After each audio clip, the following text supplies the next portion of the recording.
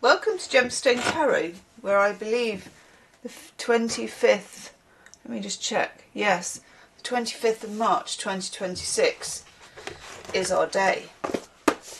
We have mild going on at the moment and kind of me like that, and they're also staring at me a lot. I think they're wondering what I'm doing in here. I know, God knows what they make of it. It's quite hilarious really. But anyway, I've got something in my eye today which has been, do you ever get that where you feel like you have something in your eye all day? I've also been getting the wrong day today all day. You know when you're obsessed with it being a different day and it's not that day? Anyway, Charles Dickens characters. We're now on to C for Charles Dickens. Oh, I love me a Charles Dickens character. Charles Dickens started his book of memoranda. I think we should all have a book of memoranda. I'm going to start a book of memoranda. I'm going to write book, maybe with an E on the end. Book of memoranda. In January 1855. 'Tis only a small notebook, but it would be hard to imagine a more extraordinary literary artefact. I wonder if you can still see that. His jottings include observations, character notes, scene descriptions, book ideas, how as to a story in 2 periods with a lapse of time in between like a French drama, was the seed from which the Tale of 2 Cities sprouted. Wow. And long lists of names. Among these are names he would later breathe life into: Pumblechook, Meagles, Podsnap, Magwitch, and more. But more tantalising are the names that never escaped the memoranda. Itchy nose, that's not one of the names, that's just my nose. Topwash, Jiggins, Zephaniah Fury, that should have made it, and William Y. What stories they could have told. Over 21 novels, more than 50 short stories, 7 plays and numerous collaborations. He created over 1,500 characters, enough for a small village. The memoranda gives a glimpse into how these characters came to be. Some names he borrowed from the Privy Council education lists. Some evolved, like Stiltington, which became Stiltwalk, then Stiltingstalk, then Lord Lancaster Stiltstalking. John Forster, Dickens's closest friend and later his biographer, described how before Martin Chuzzlewit, Dickens considered Martin Sweeselden, Sweeselback, Sweeselwag, Chuzzletoe, Chuzzleboy, Chubblewig and Chuzzlewig. That's good to know that, you know, it doesn't come to them straight away. Okay, so Wednesday being the peak of our week, and we are also coming to the itchy nose is how, coming to the closing of March. I know, how did that happen? This is where the, I don't know, starts to rush. Someone's unloading a car outside. Ooh. Can't quite see what he had there. It looked like it was either shopping or a computer. Oh, we have a Sainsbury's lorry. Let's tell you what, there's always someone on my street having a Sainsbury's delivery at any given moment, day or night. What does that tell you? I don't know. Probably a lot in the UK. You could probably, like, economists could probably work out, like, the psychological financial profile of the street just by the fact there was a Sainsbury's delivery. That's how class-driven our society is in the UK, I swear to God. Okay, let's have some cards.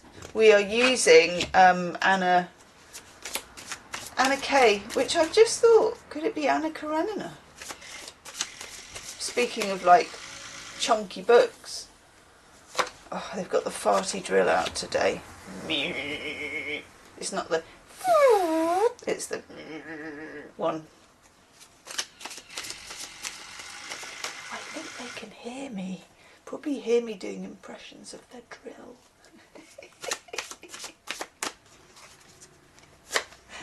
Oh, God.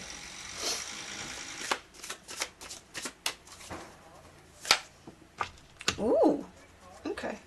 Ooh. Ooh. Gem Stars, there is a new pick a card current energy reading out for you. Yes. It was very, like you can use it for 3 questions. So you can go 1, 2 and 3, or you can have 1 question and 3 aspects. It was very interlinked. It was very interlinked. If you want to become one of the lovely gem stars and get jewels next to your name and then a crown, as I have myself, where you put the jewels in the crown. I know, love a bit of bling. You can join, there's a join button maybe, or there's a link in the description box. Come and join us and you can unlock and binge the exclusive content. Okay, we've got quite a lot on the table, as the actress said to the bishop. Let us see what we can see. Let's just do that, because we got this one as well. Let's push those up there a bit, and then we could zoom in a bit more, because these are lush, these cards, aren't they? They're so beautiful. Gorgeous. Overall energy card, we've got this really icy 3 of swords. When you get the 3 of swords like this, there's no doubt of the bleakness. You know, it's cold, it's snowy, there's the house off in the distance. These two have got history, haven't they? Do you know what I mean? I don't know what that history is, but it's giving me Nordic noir. So, and I feel like he's come up the path to find her or something. Anyway, 3 of Swords has a feeling of, and someone talked about this the other day, plangent and kind of pathos and iciness and feelings and depth and wounds, and just sometimes the 3 gives it this triptych triangularness as well. So that's a lot under the surface, okay? And then above the surface, my eye is very much drawn to our old friend, the 7 of Swords. I know. I mean, the 3 of Swords and the 7 of Swords add up to the 10 of Swords, but also I've just noticed there is a vibe, you know, over the years I've been doing tarot, there's a vibe when you get the 3 of Swords and the 7 of Swords in the same little collectional reading. It just means that there are underground things, there are webs, there are threads, there are unseen forces, maybe a bit of slyness, maybe a bit of gaslighting, maybe a bit of, you know, I don't know, it's kind of what I might call night forces. The 7 of Swords is almost always, I know in the Rider-Waite it's set in like a carnival or a festival, and somebody's got, you know, the tent is on and all that. And when things are going on during a carnival or a festival, everybody's either in disguise or a bit drunk. You know, it's that kind of vibe of we're out of the normal rules, so I'm going to try and get away with something. And if it's not a carnival or a festival, it's nighttime.